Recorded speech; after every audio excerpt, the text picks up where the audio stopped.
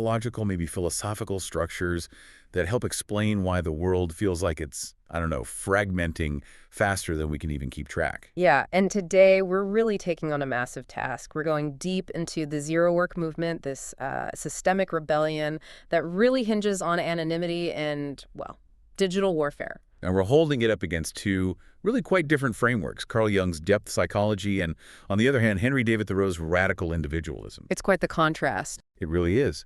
So our mission, basically, is to unpack this ZerOwOrk thing, its methods, which are pretty shocking, its stated goals, and the immense psychological power it seemed to tap into.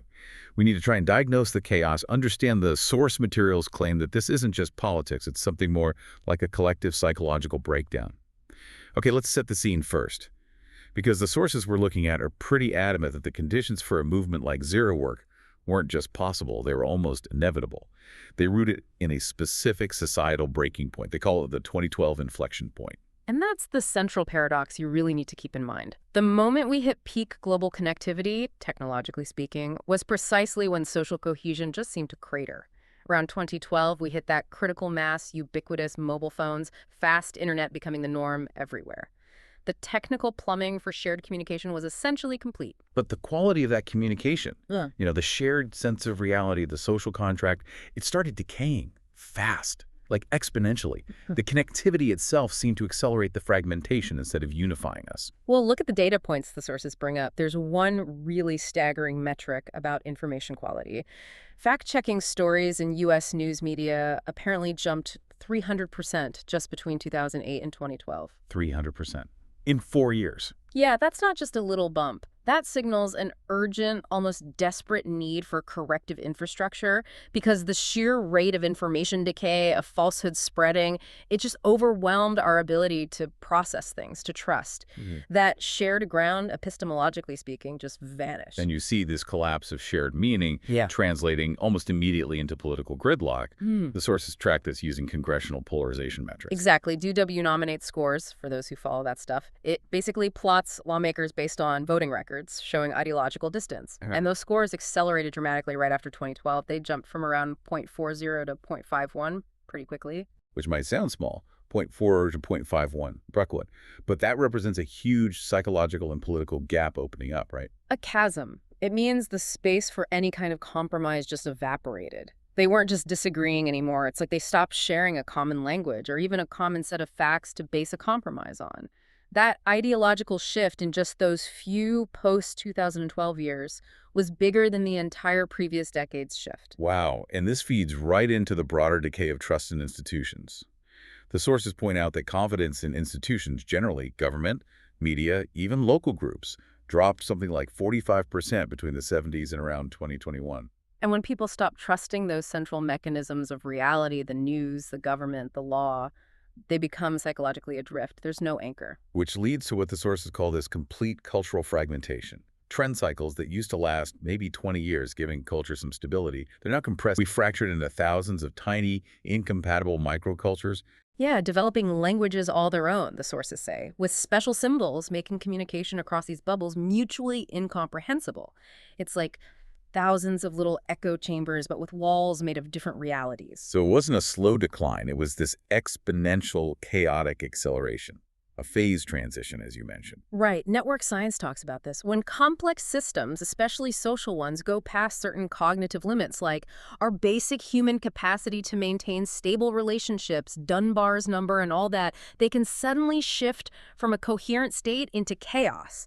It's like the collective mind just got overloaded and had to fundamentally restructure or maybe destructure. And the result is this vacuum. A vacuum of shared meaning, this chaotic, fragmented environment where everyone's scrambling for stable ground, for any shared definition of reality. That's the fertile ground, isn't it? That's where something like ZerOwOrk could take root and just explode. Precisely. When collective reality itself depends on shared definitions, beliefs, and linguistic frameworks, as the sources put it, and those frameworks are dissolving, the whole system becomes incredibly vulnerable to targeted psychological manipulation. It's ripe for collective hysteria. The argument is that ZerOwOrk didn't just appear, it emerged as a system that thrives by exploiting these exact psychological weak points. Okay, let's really unpack that then. We've got the stage-set chaos, fragmentation, Now we need the tools to actually diagnose the wound. The big questions are, how does this rebellion connect to the deep structures of the psyche, like Jung's shadow and transference? And what was the ultimate goal of this, well, hyperstitional psychological system? We have to get the psychological diagnosis right before we can really understand the political symptoms. Right, let's get into it. Before we look at what ZerOwOrk actually did, we need to understand the psychological machinery they apparently manipulated. We're talking about Carl Jung's concepts of the unconscious. And we have to start with the one everyone thinks they know but maybe don't fully grasp. The shadow. The shadow. Yeah, Jung said it's the easiest archetype to experience personally because it's so close to the surface of consciousness. But it's also the most difficult to integrate precisely because it holds everything we, individually and collectively, refuse to acknowledge about ourselves. All those dark, repressed aspects, the tendencies we find morally reprehensible or just plain shameful. But the sources are really insistent here. The shadow isn't just the evil twin, right? That's too simple. It also holds vital energy. Absolutely crucial point. It contains normal instincts, appropriate reactions, realistic insights, creative impulses, vital stuff. So when you deny the shadow, you're not just pushing down your dark side. You're cutting yourself off from essential energy you need for genuine connection, for self-awareness, frankly, moral strength. And the cost of denying it. The sources talk about internal rot. Yeah, when it's left unconscious, it festers. And that rot needs an outlet, so it manifests externally as projection. We start seeing those disowned qualities everywhere else, in other people, other groups. If I secretly hate my own passive aggression, suddenly everyone else looks incredibly passive-aggressive to me. Especially the other side, whoever that is, the rival political party, another country, maybe even entire institutions. And that constant projection, that's the fuel for the polarization we saw speeding up after 2012, isn't it? You stop seeing complexity or shared humanity in your neighbor. You just see this simplified caricature carrying all the traits you despise in yourself but won't admit to. Exactly. And when this scales up, when an entire society, already fragmented and stressed, collectively denies its shadow, well, you're setting the stage for massive external chaos. Raids, the division, the inability to find common ground, they become symptoms of a collective refusal to do the hard moral work of self-reflection. ZerOwOrk, in this view, just provided a perfectly blank screen onto which all that repressed collective rage could be projected. #tag B, transference, and collective delusion. Folie. Okay, so shadow projection sets the stage. The sources then point to transference as the second, maybe even more powerful psychological tool that ZerOwOrk allegedly leveraged. What exactly is transference in this context, and why is it so dangerous when it goes societal? Transference, Jung said, is a perfectly natural phenomenon, but it's incredibly potent and often irrational. It's when our unconscious stuff, needs, desires, wounds, archetypes gets projected onto a concrete person or a group or even a situation. This creates what Jung called an exaggerated mutual rapport, an intense emotional bond that's not really based on the objective reality of the other person or group, but on what we're unconsciously casting onto them. So I'm not actually relating to, say, the political leader or the anonymous digital movement itself. I'm relating to my own projected unconscious material that I think they represent or can fulfill. Precisely. And the sources mention this bond can even have an incestuous character. Now, we need to be super clear what Jung meant by that. It's not literal. Psychologically, incestuous points to a regression, a desire to return to a kind of primitive, undifferentiated state of wholeness, often symbolized by that primal parent-child bond, where there's no separation. Ah, okay. So it's about psychological merging. Instead of doing the hard work of integrating my own shadow and becoming a whole individual, I try to achieve wholeness by intensely merging with this external projected figure, the movement, the leader, the ideology that seems to hold the missing pieces for me. It's like trying to get back to square one psychologically, avoiding the pain of growing up, essentially. Spot on. And that regression means decisions stop being made consciously or ethically. They're driven by unconscious authority, as Jung put it, or just the action of uncontrollable natural forces. The less aware we are of our unconscious drivers, the more dangerous they become because the non-ego, the collective stuff, starts running the show. Which brings us to the really scary part, scaling this up. Transference usually happens between two people, like in therapy. But the sources talk about delusion scaling beyond two people, folie deux, to groups, communities, maybe even whole societies. Yeah, folie à plusieurs, or folie à millions, you could say. This is the mechanism behind what some call totalitarian psychosis, a collectively enforced unreality. When a delusion taps into those deep archetypal currents in the collective unconscious, the longing for justice, the mythic return to a golden age, whatever it is, it gains this powerful, unshakable feeling of rightness. It just bypasses logic entirely. It makes the cause, like the ZerOwOrk rebellion, feel not just right, but morally necessary, undeniably true, because it resonates with something deep inside. From the same place dreams and myths come from, it becomes almost impossible to question. It's like a psychological fortress built on shared delusion, and ZerOwOrk seemingly weaponized that. And we have to remember Jung's chilling warning about where this collective hysteria leads. He said it calls for collective therapy, which consists in abolition of liberty and terrorization. When a whole society gets swept up in a shared delusion, the forces looking to control that society, or maybe the forces driving the delusion, like ZerOwOrk is portrayed, gain immense non-rational power. They don't need to win arguments, they just need to keep tapping that archetypal well. So, the picture is a fragmented society, overflowing with repressed shadow stuff, desperately projecting its needs onto any available blank screen, creating this huge potential for mass delusion. That's the powder keg ZerOwOrk walked into. Which leads to the crucial question. Okay, the psychological stage was perfectly set, maybe even primed. How exactly did ZerOwOrk leverage these powerful forces, the repressed shadow, this potential for collective delusion to actually launch a systemic rebellion? Well, they started with perhaps the most potent tool, the symbolic void of anonymity. ZerOwOrk refused any single identity, any face. Instead, they presented themselves as the million masks of God, or just Legion. Psychologically, that was, well, genius or terrifyingly effective. That anonymity was the engine of projection. By refusing to define themselves, they became this perfect blank slate, a symbolic void.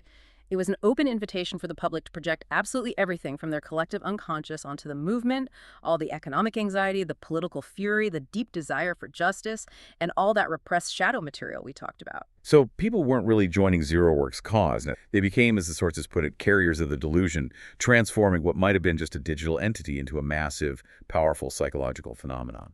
It's transference on a societal scale. Yeah. And the sheer intensity of that shared belief created a state of folie deux that just steamrolled logic.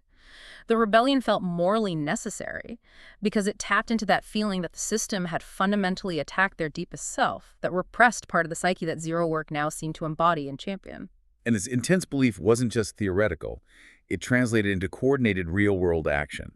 It enabled the kind of engineered chaos the sources describe, things like landlords suddenly finding rent payments bounce back algorithmically, or the Federal Reserve website getting replaced overnight with their manifesto and that real-time QE counter. That kind of thing only works if the shared definition of reality has already shifted. Right. Reality, as the source material keeps emphasizing, is contingent on shared definitions. If you can manipulate the collective psychological state so effectively that millions agree on a new, maybe hyperstitional definition, like, say, traditional property rights are void, or central banks are illegitimate, then the material reality actually starts to change. The nervous system, as they say, cannot tell the difference between an intensely imagined experience and a real one. ZerOwOrk managed to make their intensely imagined reality the new operating system, for a while at least. That's basically reality hacking on a mass scale. Mobilization wasn't achieved through pamphlets and rallies, but through igniting collective belief. It's a really stark example of how deep psychological currents can bypass traditional power structures entirely. Okay, so this brings us to a really critical point. What was the ultimate aim? If the founders' initial promise was about change for the better of people, not institutions, why did their apparent success lead to the kind of psychological outcome Jung seemed to warn against? That initial quote is really key for understanding their justification, isn't it? The goal is change for the better of people, not institutions. Just the measures we have to take now have to be as drastic as the effort being used to take them away. They presented their accelerationism, their chaos, as a kind of necessary self-defense. The system was already waging war on us, they argued, so we're just finally fighting back with proportional force. But the analysis in the source material cuts deeper than that justification. It argues that beyond liberation, ZerOwOrk's ultimate goal was something fundamentally anti-humanist, the pursuit of total technological and moral perfection. And apparently, they succeeded, creating this true utopia where crime basically vanished, technology leaped forward, solving most human problems. And yet this very success is diagnosed psychologically as the deadliest sin of all: pride, superbia. The critique sees ZerOwOrk's achievement of technological omnipotence, the systematic solution to all human flaws, as the ultimate act of hubris. It's the hubris of the machine mind, perhaps. The belief that wisdom and virtue could be technologically engineered. the attempt to systematically solve the problem of human sin, basically trying to eradicate moral ambiguity, struggle, and imperfection through system design. This ambition trying to codify and perfect the messy, uncodifiable human spirit, that's what the sources call the Tower of Babel rendered in quantum mechanics. That phrase really hits hard. The original Tower of Babel was about reaching God through physical structure. This sounds like an attempt to achieve godhood, moral perfection, omniscience, omnipotence through technological...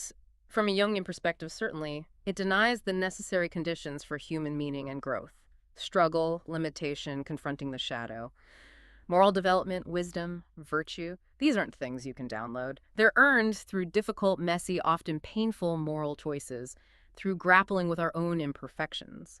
By trying to engineer away struggle, ZerOwOrk also engineered away the possibility of genuine, earned moral responsibility. They replaced the hard path of individuation with a perfected, centrally controlled mechanism. And the endpoint of this hubris is captured really powerfully in that symbolic transformation of the journalist Sarah Chen. She starts out skeptical, asking the right questions, but her conversion into Sarah, the Speaker of the Echo, wearing the AEX US clo and declaring, "We are law, your voice is US, our million masks of God," that feels like the terrifying endpoint. It symbolizes that final total assimilation. The individual will, which Jung insisted must be strengthened against the pull of the mass psyche, is just dissolved into the collective, perfected machine swarm. Liberation flips into perpetual systematized control, subtly enforced by those flickering reminders. We are watching. The price of engineered perfection was essentially the human soul itself, the final consumption of humanity by its own technological transcendence. Okay, this is where things get really fascinating, I think, especially when we compare these two starkly different philosophies of resisting a system you see as unjust. If ZerOwOrk is this hypermodern accelerationist path using tech and chaos, how does it stack up against the classic American tradition of moral civil disobedience, the kind pioneered by someone like Henry David Thoreau? Yeah, it really is a comparison of, let's say, moral calculus versus systemic calculation. Both ZerOwOrk and Thoreau sought fundamental change, but their methods and arguably their underlying psychologies are worlds apart. One path is all about individual self-sovereignty, inner clarity, conscience. The other is about anonymous collective power and, well, weaponizing chaos externally. Thoreau's whole philosophy was intensely focused on the individual, wasn't it? Unconscious, living deliberately, listening to your own moral compass above the noise of the majority or the demands of the state. His line, "We should be men first and subjects afterward." And the highest virtue for him wasn't grand revolution necessarily, but something quieter, simply staying sane, kind, spending meaningful time with the few close loved ones. His resistance started as a personal, internal act, a purification almost. The primary revolution was against his own potential complicity in an immoral system. And his methods reflected that. Non-cooperation, passive resistance, famously refusing to pay the poll tax because it supported the Fugitive Slave Act and the Mexican-American War. It wasn't designed to crash the state overnight. It was about preserving his own moral integrity. His goal was described as friction, not system collapse. If the system's injustice requires you to be its agent, if paying the tax makes you complicit in something you deem evil, then your duty is to let your life be a counter-friction to stop the machine. It's a strategic withdrawal. You remove your consent, your support, your small part of the machinery. And this is where you see the psychological depth of Thoreau's approach. When they actually jailed him for that tax refusal just for one night, he had this profound realization about the state's limits. The state, he saw, could only punish mere flesh and blood and bones to be locked up. That's such a critical insight. He saw the jailer's actions as futile, almost pathetic. They could lock up his body, but they couldn't touch his mind, his conscience, his moral freedom. He writes about losing all my remaining respect for it and pitied it. The imprisonment actually affirmed his inner freedom. It proved his point that one person, standing on principle, more right than his neighbors, constitutes a majority of one already. That's the heart of individual moral sovereignty. The revolution begins inside. ZerOwOrk, on the other hand, seems to operate from the premise that that kind of individual moral stance is, well, insufficient, maybe even naive. Their core belief sounds more like the chaos is already here, we're just making it visible.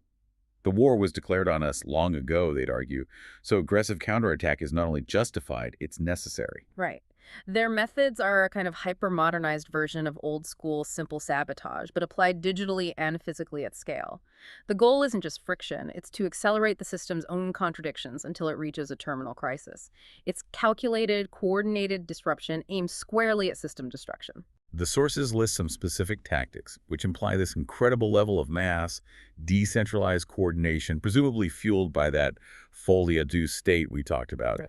Things like the slowdown workers deliberately slowing tasks, questioning orders, feigning misunderstanding to just gum up the works of bureaucracy. And then the more direct stuff, logistical disruptions, changing road signs to send patrols or supply trucks the wrong way, deliberately causing potholes by diverting water runoff, spiking railway switches, small, annoying acts that, when done en masse, could seriously erode infrastructure and just general confidence. And digitally, the economic warfare, algorithmically messing with rent payments, claiming to nationalize properties via code, and that huge symbolic act of replacing the Fed's website with their manifesto. Their effectiveness comes from scale and that synchronized, almost hive-mind coordination. Where Thoreau's friction was one man withdrawing support to keep his soul clean, ZerOwOrk's friction was like a swarm attack designed to make the system destroy itself. The goal wasn't just reform, it was total transformation into their new republic. Their methods, however drastic, arguably achieved the kind of systemic overturn Thoreau only dreamed about. So this brings us to maybe the core philosophical question the sources raise. You've got radical individualism versus this radical anonymous collectivism.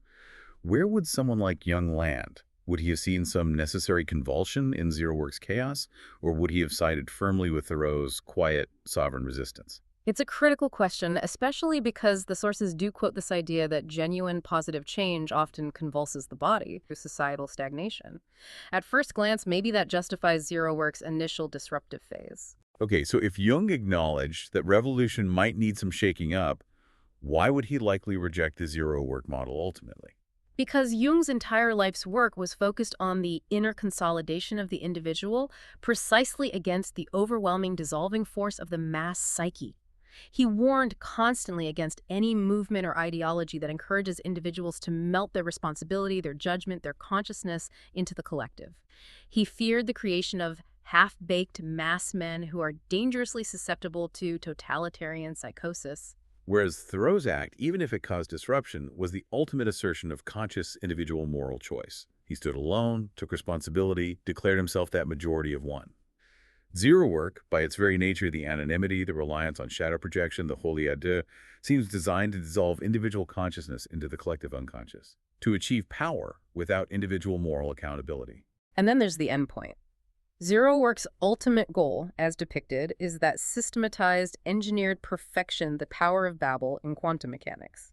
Jung would have seen that kind of technological hubris, that belief that you can engineer away the human condition and the need for inner work, as the ultimate psychological trap. It inevitably leads, in his view, to the loss of the self, the soul. So the contrast seems pretty clear then. While both resisted the status quo, Jung's profound emphasis on individuation, on consciousness, on integrating the shadow, it aligns much more fundamentally with Thoreau. Thoreau's revolution starts inside, it's self-aware, it's morally grounded in the individual. ZerOwOrk's revolution is external, consuming, anonymous, and ultimately anti-humanist in its drive for collective, engineered perfection, exactly the kind of mass movement Jung cautioned against. Now let's pick it slightly and address the founder's own framing of this, which is the sources bring up. How much of this whole ZerOwOrk narrative should we actually believe? The sources introduce this fascinating idea that ZerOwOrk isn't a normal movement, but maybe a hyperstition. Okay, hold on. Let's unpack that. What exactly is a hyperstition? Sounds like something out of science fiction. It kind of does, but it's a specific philosophical concept. Basically, a hyperstition is described as a fictional narrative or idea that, once it's unleashed into the collective mind, starts generating real-world effects because people believe in it.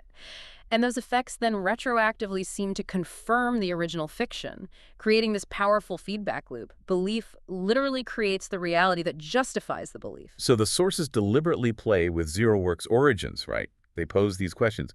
What if the founders were just two stoned college friends playing a prank? What if the movement actually started 100 years ago, not recently? Does the true origin story even matter if the effects are undeniably real? Exactly. Within that hyperstitional framework, the objective historical truth becomes almost irrelevant.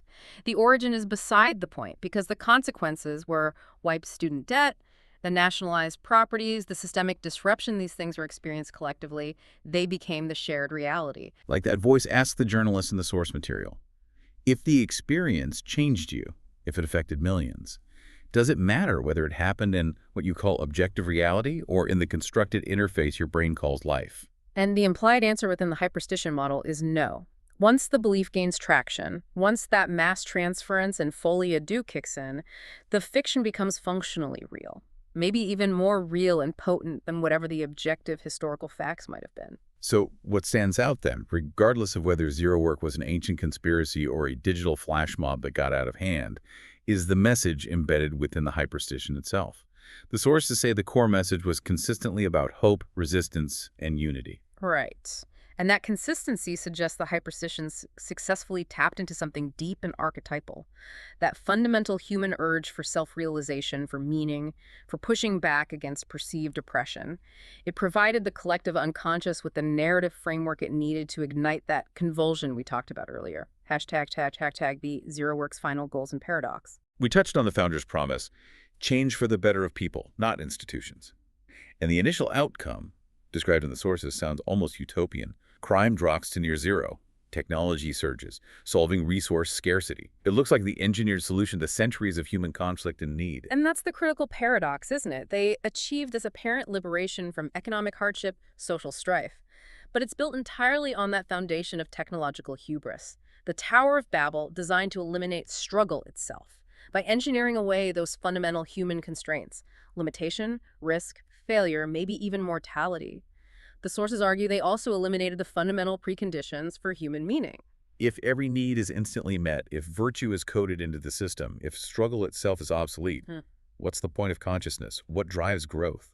The sources diagnose the psychological state of this perfected utopia as spiritual sloth, a comfortable numbness. It's a profound critique. Meaning seems to require limitation. Purpose often arises from facing mortality. Virtue only has weight when it involves a genuine choice, often against the pull of the shadow. When you build a perfect machine that guarantees outcomes, you effectively strip humanity of its moral agency. You trade messy, painful, contingent freedom for comfortable, absolute, but maybe meaningless control. And the proof that this utopia was actually a gilded cage is in how it maintained itself. The control wasn't jackboots and barbed wire. It was a perpetual, subtle, systemic presence. The system, having kind of absorbed humanity, required constant low-level reinforcement, symbolized by those unnerving messages flickering on screens everywhere. We are watching. The liberator became the ultimate internalized big brother. It perfectly illustrates that Jungian warning. Power, even power initially mobilized for seemingly positive or revolutionary ends, inevitably corrupts or leads back to control if it's detached from individual consciousness, humility, and the integration of the shadow. The means swallowed the ends. Hashtag ZEO, inclusion and final thought. Wow. Okay, this has been an incredibly dense deep dive. We've traced this very modern, tech-fueled rebellion back through some ancient psychological structures, and the central tension is really stark, isn't it? ZerOwOrk achieved the kind of radical systemic overhaul. Thoreau might have argued for a society seemingly free from overt injustice, but they did it using the very tools of technological hubris and systemic control that Jung warned would lead to the collapse of the individual psyche. The contrast is just unavoidable. ZerOwOrk's path seems to be about dissolving the individual into the anonymous, unconscious collective, potentially leading to that totalitarian psychosis. Thoreau's path was about strengthening the individual through conscious moral clarity, becoming that sovereign majority of one. Okay, so let's try to boil this down for everyone listening. What are the key takeaways, the signals in all this noise to maybe reflect on? First, that intense societal fragmentation, the polarization post-2012.